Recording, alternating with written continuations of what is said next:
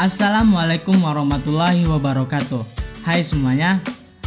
Di video ini saya akan membahas salah satu elemen penting dari strategi pemasaran, yaitu elemen produk dalam kerangka marketing mix atau yang lebih dikenal dengan 4P: produk, harga, tempat, dan promosi.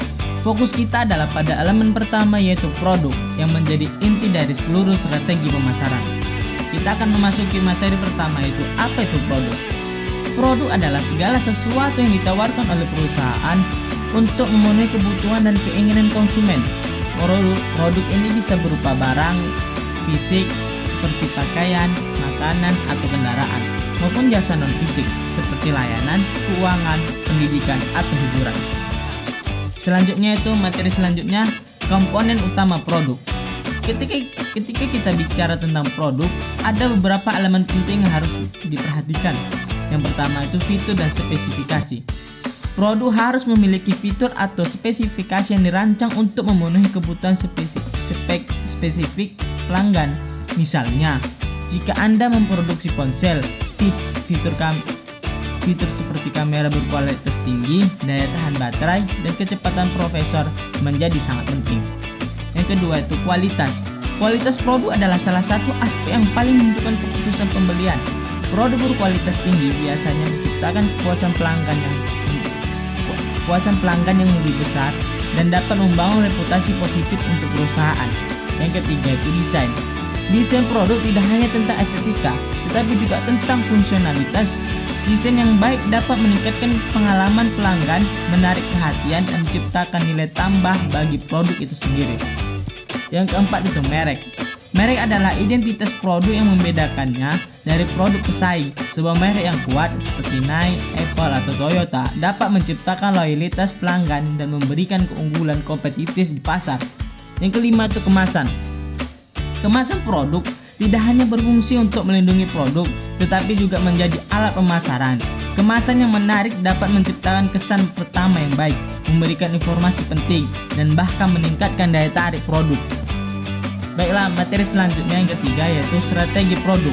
Dalam pengembangan produk, kita perlu memahami bahwa setiap produk memiliki siklus hidup yang terdiri dari 4 tahap utama. Yang pertama itu tahap perkenalan. Di tahap ini, produk baru diluncurkan ke pasar. Fokus utama perusahaan adalah menciptakan kesadaran di kalangan konsumen dan mendorong adopsi awal. Yang kedua, tahap pertumbuhan.